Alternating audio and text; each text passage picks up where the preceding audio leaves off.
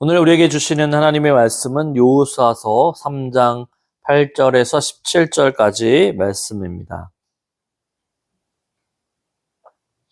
여호수아서 3장 8절에서 17절까지 말씀을 제가 봉독해 드립니다.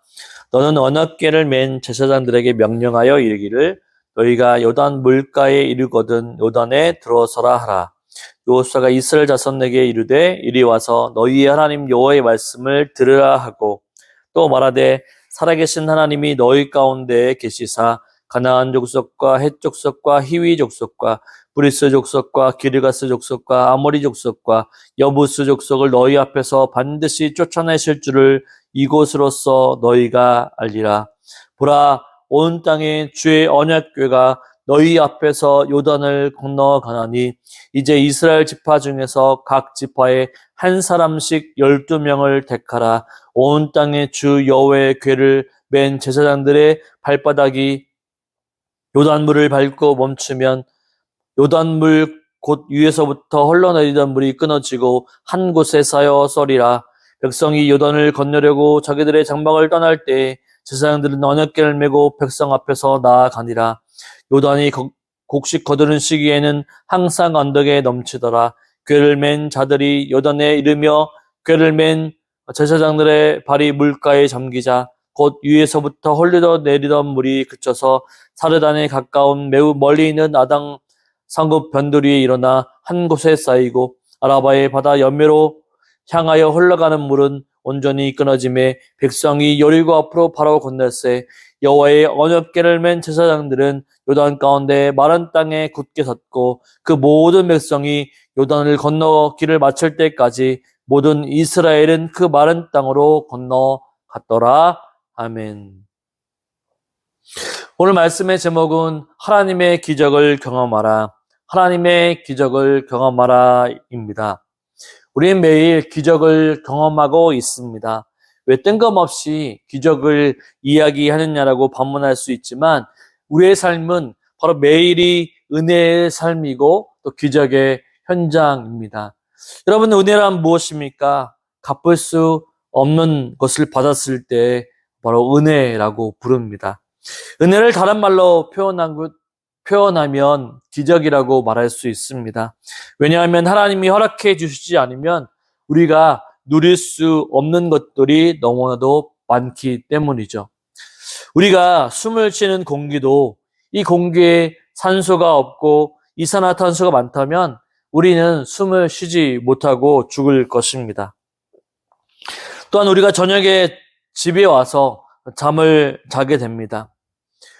저는 잠을 자면서 매일 아침에 부활을 경험하죠. 이것도 기적이라고 말할 수 있습니다. 만약 잠을 자는데 깨어나지 못한다면 죽게 되는 거죠.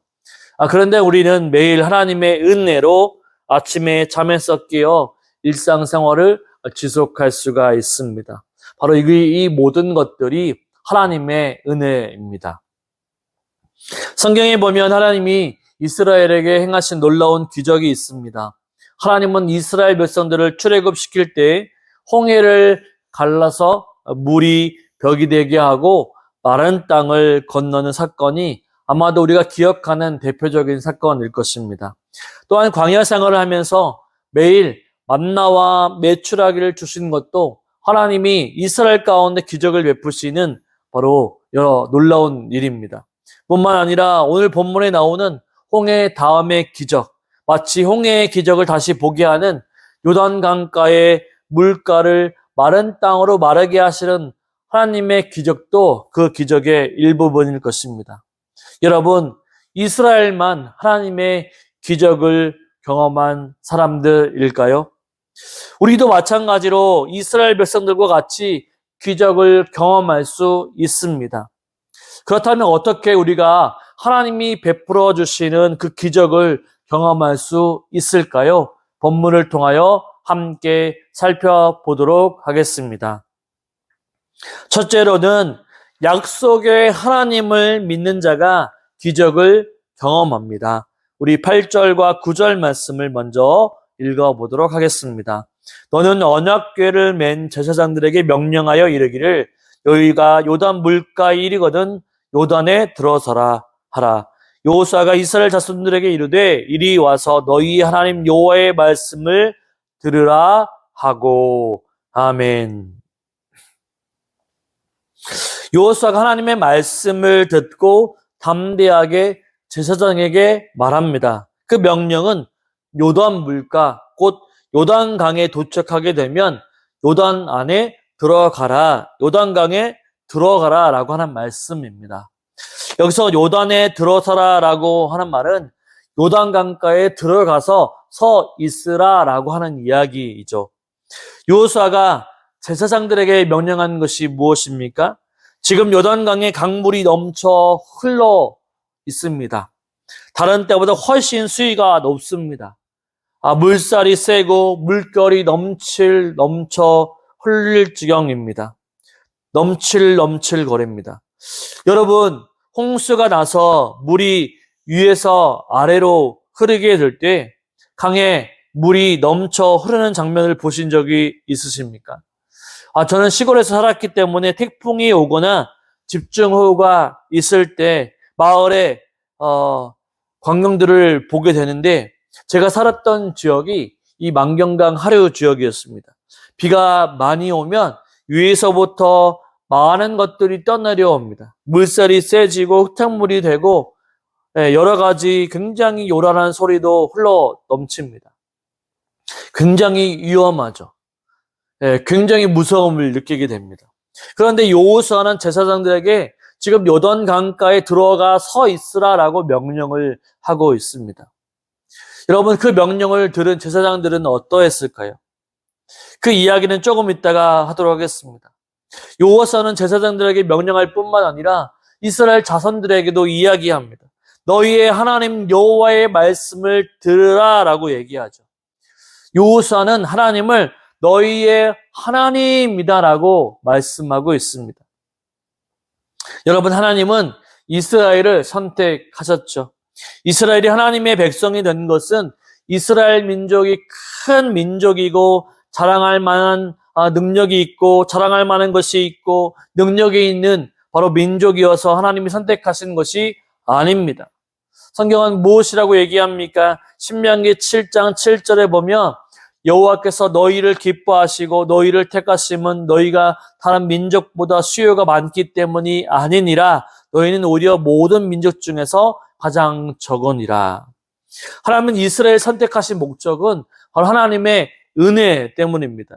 이스라엘은 연약하고 부족합니다. 능력이 없습니다. 그런데 하나님은 그런 연약한 자, 부족한 자, 능력이 없는 백성들을 사용하셔서 강한 자, 부한 자, 능력 있는 자를 바로 부끄럽게 할 수 있도록 하나님께서 연약한 자에게 힘을 주신다라고 하는 거죠.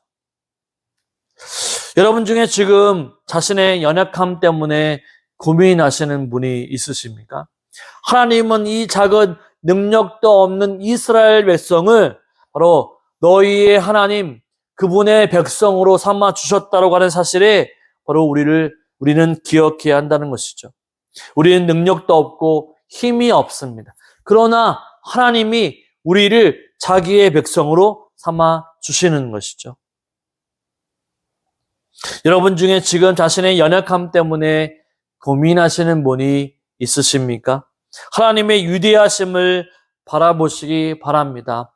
하나님은 지금도 연약한 자를 찾으시고 그들에게 힘을 주셔서 강하고 부하고 능력 있고 뛰어난 자를 가장 연약한 우리를 통해 부끄럽게 하시기 위해 우리에게 능력을 주십니다. 연약한 자, 부족한 자, 능력이 없는 자는 하나님을 의지하기에 하나님이 부족함을 채우시고 해결해 주시는 것이죠. 그러나 교만하고 자신을 의지하는 자는 하나님이 들어갈 틈이 없기 때문에 교만함과 자신의 부함으로 망하게 되어 있는 것입니다. 여러분, 하나님은 다른 사람의 하나님이 아니라 바로 우리의 하나님, 나의 하나님이 되시는 거죠. 그래서 여호수아는 이스라엘 백성들에게 이렇게 얘기합니다. 10절에 보면 또 말하되 살아계신 하나님이 너희 가운데 계시사 가나안 족속과 헷 족속과 히위 족속과 브리스 족속과 기르가스 족속과 아모리 족속과 여부스 족속을 너희 앞에서 반드시 쫓아내실 줄을 이곳으로 너희가 알리라. 아멘. 이라고 말씀해 줍니다. 여호수아가 하나님을 어떤 하나님으로 묘사하고 있습니까? 바로 살아계신 하나님이라고 말합니다. 그렇습니다. 하나님은 살아계신 분이시죠. 하나님은 살아계셔서 역사하시는 분이십니다. 하나님은 죽어 계시는 분이 아니시죠. 하나님은 지금도 살아계셔서 우리를 지키시고 보호하시며 우리를 향한 위대한 일을 진행해 나가시는 분이십니다. 그런데 우리는 종종 하나님을 죽은 자의 하나님, 곧 일하시지 않은 하나님으로 오해할 때가 많습니다. 우리가 하나님께 기도하는데, 간절한 기도의 잠으로 기도하는데 왜 하나님의 응답이 없다라고, 내 삶이 지금 어려움 가운데 있고 환난 가운데 있고 이제 의지할 분은 하나님밖에 없는데 주여 하고 크게 목소리 크게 외치며 하나님만을 간절히 찾는데 하나님의 응답이 없는 것 같이 느껴질 때가 많다라고 하는 거죠. 그럴 때 믿음이 없는 사람들은 실망합니다. 하나님께 열심히 기도했고 금식하며 기도했고 물질을 드리며 기도했는데 완전 꽝이다, 헛쓰고 했다, 하나님은 살아계시지 않고 죽었다라고 하소연하는 사람들이 많이 있습니다. 네, 그런 생각을 가질 수도 있죠. 하나님이 응답이 없으면 그런 의문을 가질 때가 있습니다. 왜 하나님 응답이 없으시냐고, 하나님은 왜 바로 살아계신 하나님이 아니시냐고 우리 반문할 때가 많죠. 이런 의문들을 가져야만 믿음이 성장합니다. 이런 질문들 속에 하나님의 존재를 생각하게 되고 하나님을 향한 믿음도 성장하게 되어 있습니다. 하나님은 바로 살아계셔서 지금도 자기 백성을 돌보시며 지키시는 분이시죠. 하나님은 우리의 기도를 들으시고 지키시며 가장 알맞은 때에, 우리의 때가 아닌 하나님의 때에 이루어지게 하시는 분이십니다. 보십시오. 이스라엘 민족이 가나안 땅으로 들어가기 위해 출애굽을 했고 보통이면 40일이면 충분한 길이었음에도 불구하고 그들이 광야 땅 가운데 하나님을 원망하였기 때문에 40년이라고 하는 생활을 광야에서 보냈습니다. 출애굽 1세대는 광야에서 다 죽고 출애굽 2세대만 가나안 땅, 하나님이 주시는 땅으로 나아갈 수 있게 되었습니다. 하나님은요, 바로 가나안 땅으로 이끄신다라고 하는 하나님의 약속을 이 아브라함 시대 이후로부터 계속 끝까지 약속을 지키시기 위해, 그 약속을 성취하시기 위해 일하시는 분이 우리 하나님이시라는 사실입니다. 하나님은 약속하신 것은 반드시 지키시는 분이십니다. 성경에 보면 하나님이 약속하신 것들은 반드시 이루어진다라고 하는 거죠. 없어지지 않습니다. 구약의 예언이 하나님의 완성으로 예수 그리스도의 오심으로 완성됩니다. 하나님의 약속은 바로 신실하시다라고 하는 거죠. 여러분, 약속은 지켜야만 하는 것입니다. 인간은 약속을 하다가 불리하면 약속을 취소하기도 하고 또 그렇게 하기도 하지만 지키지 않지만, 그러나 하나님은 약속하신 것은 반드시 지키시는 신실하신 하나님이시라는 사실이죠. 하나님이 이스라엘에게 약속한 한 약속, 반드시 가나안 7족속을 쫓아낼 것이고 그 땅을 차지하게 될 것이라고 하는 그 약속, 하나님 분명히 약속을 지키시는 분이시죠. 10절 끝에 너희가 알리라라고 말씀합니다. 여호수아는 분명히 이스라엘 백성이 하나님의 약속이 이루어지게 됨을 알게 될 것이라고 얘기하고 있죠. 여러분, 기적이라고 하는 것은 무엇입니까? 하나님의 약속을 믿을 때 그 약속을 이루어 나가 행하시는 그 일들을 통해 하나님은 기적을 베풀어 주신다라고 하는 거죠. 여러분, 여기서 너희가 알리라라고 하는 알리라는 단어는 단편적인 지식적인 알미 아니라 구약 성경에서 많이 나오는 전인격적인 알을 얘기하고 있습니다. 하나님이 어떤 분이신지, 무엇을 좋아하시는지, 무엇을 싫어하시는지 너희가 분명히 알게 될 것이다 라고 하는 것이죠. 여러분, 그렇습니다. 하나님은요, 약속하신 것은 반드시 지키시는 분임을 우리는 반드시 기억해야 합니다. 오늘 또 우리에게 반드시 약속해 주신 것, 하나님은 그 일을 이루시기 위해 지금도 일하시고 계심을 믿으시기를 바랍니다. 약속을 믿고 하나님만을 의지하는 자가 기적을 경험할 수 있습니다. 그 약속을 붙들고 나아가는 저와 여러분의 삶이 되시기를 주님의 이름으로 축원을 드립니다. 아멘. 두 번째로는 앞서 가시는 하나님을 믿는 자가 기적을 경험합니다. 이 앞서 가시는 하나님을 믿는 자가 기적을 경험하죠. 11절, 12절 말씀을 읽어보겠습니다. 보라, 온 땅에 주의 언약궤가 너희 앞에서 요단을 건너가나니 이제 이스라엘 지파 중에서 각 지파에 한 사람씩 12명을 택하라. 아멘. 이 여호수아는 이스라엘 백성들에게 보라라고 하는 말을 통해서 주목을 시키고 있습니다. 보라라고 하는 단어에 주목을 시킨 다음에 무엇이 나타나 있습니까? 보통 언약궤를 별다른 호칭 없이 부르다가 이제 온 땅의 주의 언약궤라고 부르게 됩니다. 언약궤를 부각시키는 말씀이죠. 여호수아는 하나님이 임재하시는 언약궤가 온 땅의 주의 언약궤라고 하는 말을 통해 온 땅의 주인이 하나님이심을 고백하고 있는 것입니다. 하나님이 언약궤와 동일시 하시는 것이죠. 그러니까 보십시오. 언약궤가 이스라엘 백성 앞에서 요단을 먼저 건너갑니다. 이것은 무엇을 얘기하냐면 하나님이 요단을 건너실 때 이스라엘 백성들을 보고만 계시는 분이 아니라 먼저 앞서 가시며 하나님이 가신 그 길이 안전한 길임을 보여주고 계시는 거죠. 하나님이 먼저 요단강 물을 건너가실 때 이스라엘 백성들이 그 인도함에 따라 나아가게 되면 그 길이 안전한 길임을 보고 따라오라고 말씀하시는 것입니다. 하나님이 앞서 가시는 것은 하나님이 인도자요 목자가 되시어 자기 백성을 가장 안전한 길로 인도하신다는 의미가 있습니다.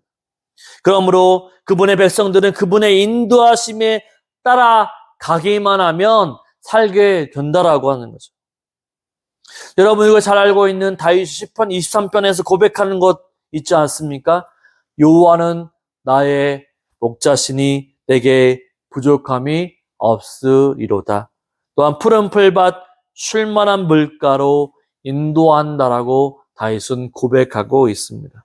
그렇습니다. 하나님은 이스라엘의 목자가 되어 주셔서 먼저 앞서 가시면서 그 길이 안전한 길이고 생명의 길이고 가장 안전한 길이니 인도하는 대로 따라오라고 말씀하고 있는 거죠. 여러분, 하나님은 말만 하시는 분이 아니십니다. 자기 백성과 함께 늘 동행하시는 분이시죠. 이 사실을 잊지 마시기 바랍니다. 우리 13절, 14절 말씀을 읽어보도록 하겠습니다. 온 땅에 주 여호와의 궤를 맨 제사장들의 발바닥이 요단물을 밟고 멈추면 요단물 곧 위에서부터 흘러내리던 물이 끊어지고 한 곳에 쌓여 서리라. 백성이 요단을 건너려고 자기들의 장막을 떠날 때 제사장들은 언약궤를 메고 백성 앞에서 나아가니라. 아멘. 여러분, 온 땅의 주 여호와의 언약궤, 곧 하나님이 이스라엘과 함께 한다는 사실이죠. 하나님은 여호수아를 통해 하나님이 함께할 때 어떤 역사가 일어나게 될지를 우리에게 알려줍니다. 바로 그 일은 어떤 것이냐면 제사장들이 요단의 강물을 밟을 때 물결이 세고 거친 물살이 흐르지만 하나님이 함께 하시는 줄 알고 믿고 나아갈 때 기적이 일어난다라고 하는 거죠. 그렇습니다. 우리는 세상의 환경에 두려움을 가지고 있습니다. 물살이 세도 그 물살을 건너가지 못하는 것이 우리의 모습이죠. 여러분, 사람이 강한 것 같지만 연약한 존재입니다. 자연환경이 조금만이라도 변화가 되면 사람은 대응하지 못합니다. 어려움을 겪죠. 요단강에 물이 넘쳐 흐르고 물살이 세면 어떻습니까? 사람이 겁을 먹게 되었습니다. 지나가기 어렵습니다. 절대로 지나가지 못할 것이라고 예측하죠. 그래서 위험한 것이기 때문에 포기하고 마는 것입니다. 여러분, 제사장들은 어땠을까요? 하나님의 임재의 상징인 언약궤를 메고 있지만, 하나님이 함께 하시지만 그들은 지금 죽으러 가는 것입니다. 거친 물살 앞에 하나님이 함께 하시지 않으면 죽은 목숨이죠. 언약궤를 메고 강한 물살이 흐르는 곳을 그냥 빨려 들어가는 것입니다. 그들의 마음은 아마 우리가 생각하는 것처럼 담대한 마음을 가지지 못했을 것입니다. 그러나 그들이 하나님의 언약궤를 메고 있었기 때문에 하나님이 역사하실 줄 믿고 발걸음을 떼어 요단강에 발을 되었습니다. 그러자 온 땅의 주인이신 하나님, 창조 세계를 다스리신 하나님이 기적을 베풀어 주십니다. 여러분, 언약궤를 메고 있는 제사장들은 하나님의 기적을 눈앞에서 보았습니다. 물이 갈라지고 사라지는 장면을 보았을 것입니다. 너무 놀랐을 것이죠. 하나님이 진짜 살아계시는 하나님이시구나, 역사하는구나 라고 하는 사실 앞에 감격을 했을 것입니다. 여러분, 하나님은 절대로 이스라엘을 저버리지 않습니다. 그들을 포기하지 않습니다. 그들을 인도하시며 보호하십니다. 하나님이 그렇게 앞서 가시는 거죠. 여러분, 저와 여러분, 하나님의 말씀대로 따라갈 때 혼자 길을 걸어간다라고 생각하지 마십시오. 교회 봉사하고 섬길 때에도 혼자 한다라고 외롭다고 느끼지 마십시오. 우리가 혼자 있다고 느껴질 때에도 하나님은 우리를 홀로 내버려 두지 아니하시고 나와 함께, 우리와 함께 하시는 분임을 믿으시기를 바랍니다. 하나님은 절대로 우리를 혼자 내버려 두지 아니하십니다. 우리가 12월이 되면 한 해를 돌아보는 반성의 기회를 가지게 됩니다. 한 해를 돌아보면 많은 우여곡절이 있었습니다. 기쁠 때나 또한 기쁠 때보다도 힘들 때가 더 많았습니다. 또한 힘이 있어 모든 일을 감사함으로 할 때보다 많이 힘들어서 불만과 부정적인 언어를 쏟아낼 때가 많았습니다. 옆에 함께하는 동역자들이 많을 때보다 혼자 있다라고 느껴질 때가 많았습니다. 그러나 한 해를 뒤돌아보면 어떻습니까? 다 하나님의 은혜였다라고 고백할 수 있게 되는 것이죠. 왜 그렇습니까? 나 혼자인 것 같지만 하나님이 보호하시고 하나님이 지켜주셨기 때문에 바로 은혜라고 말할 수 있는 것이죠. 하나님이 앞서 가셔서 인도해 주셔서 잘못된 길로 빠진 것이 아니라 하나님의 은혜 안에 살게 해 주셨다라고 하는 것이죠. 여러분, 우리가 믿음으로 살아가는 것이 기적입니다. 우리보다 앞서 행하시는 하나님을 바라보며 혼자가 아니라 하나님이 함께 하신다는 사실을 믿고 또한 늘 언제나 앞서 가시는 하나님을 바라보며 나아갈 수 있는 저와 여러분의 삶이 되시기를 주님의 이름으로 축원을 드립니다. 세 번째로는 말씀대로 행하는 자가 기적을 경험합니다. 우리 15절, 16절 말씀을 읽어보겠습니다. 요단이 곡식 거두는 시기에는 항상 언덕에 넘치더라. 궤를 맨 자들이 요단에 이르며 궤를 맨 제사장들의 발이 물가에 잠기자 곧 위에서부터 흘러내리던 물이 그쳐서 사르단에 가까운 매우 멀리 있는 아담 성읍 변두리에 일어나 한 곳에 쌓이고 아라바의 바다 여매로 향하여 흘러가는 물은 온전히 끊어짐에 백성이 여리고 앞으로 바로 건널세. 아멘. 여러분, 기적은 그냥 되어지는 것이 아닙니다. 기적은 말씀대로 행하는 자가 기적을 경험하게 되는 것이죠. 요단강은 평소에는 쉽게 건널 수 있는 강이었습니다. 그런데 추수 때가 되면 항상 요단강의 물이 범람을 하게 됩니다. 물이 많아서 넘치게 되는 거죠.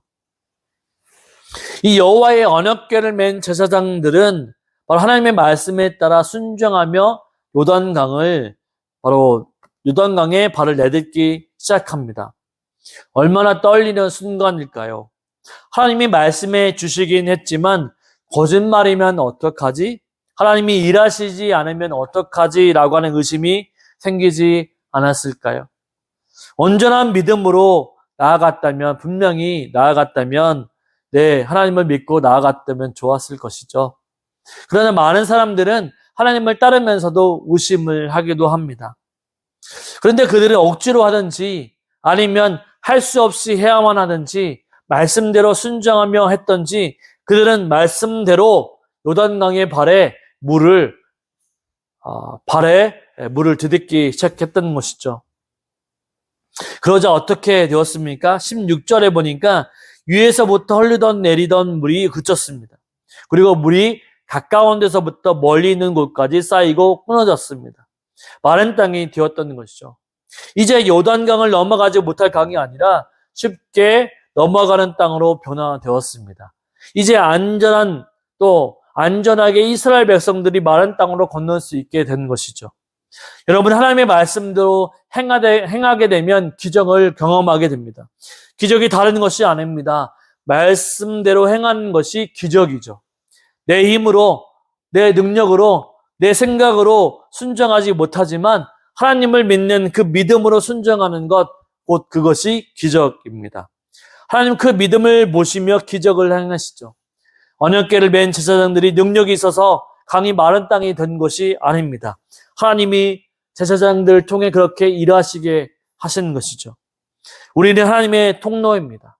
우리는 연약하지만 하나님이 강하시기에 하나님 연약한 자를 통하여 사용하시는 분이시기에 우리가 말씀 앞에 순종하면 하나님은 놀라운 일들을 바로 시작하시고 경험케 하십니다. 17절 한번 읽어보겠습니다. 여호와의 언약궤를 맨 제사장들은 요단강 가운데 마른 땅에 굳게 섰고 그 모든 백성이 요단을 건너기 마칠 때까지 모든 이스라엘은 그 마른 땅으로 건너갔더라. 여러분, 하나님의 기적을 경험한 사람들은 어려운 환경이나 시험이나 고난 앞에서 흔들리지 않습니다. 언약궤를 맨 제사장들을 보십시오. 하나님의 기적을 맛보았습니다. 그들은 어떻게 서 있습니까? 그들은 마른 땅에 굳게 섰다라고 기록하고 있습니다. 그냥 서 있는 것이 아닙니다. 바로 마른 땅에 굳게 서 있었다라고 얘기합니다. 이 표현은 무엇을 얘기하고 있습니까? 흔들리지 않았다라고 하는 것이죠. 바로 이것을 강조하기 위해 굳게 섰다라고 얘기하고 있습니다. 여러분, 기적을 경험한 사람들은 믿음이 흔들리지 않습니다. 하나님을 향한 믿음이 절대로 흔들리지 않습니다. 굳게 서 있는 것이죠. 어떠한 환경과 어려움에도 쉽게 변하지 않습니다. 오히려 하나님을 믿는 믿음이 바로 단단해지는 것입니다. 여러분은 혹시 기적을 경험해 보셨습니까? 우리는 기적하면 큰 기적, 놀라운 기적을 생각하지만 제일 큰 기적은 하나님께서 죄인들을 위하여 예수님을 보내주신 것이 제일 큰 기적임을 믿으시기를 바랍니다. 하나님이 죄인들을 위하여 하나밖에 없는 외아들을 보내어 주셨습니다. 오직 예수 그리스도를 믿는 자들마다 죄에서 멸망하지 않고 영원한 생명 천국을 소유하는 천국 백성이 되게 하셨습니다. 여러분, 놀라운 기적은 우리가 하나님이 보내신 예수 그리스도를 믿고 예수님 안에서 매일매일 믿음 가운데서 사는 것이 제일 큰 기적입니다. 왜냐하면 이 땅에서의 기적은 영원하지 않기 때문입니다. 오래가지 않습니다. 중환병에 걸려서 기적같이 나음을 입었다 할지라도 우리는 언젠가는 죄의 결과로 말미암아 죽게 되어 있습니다. 계속 살 수가 없는 것이죠.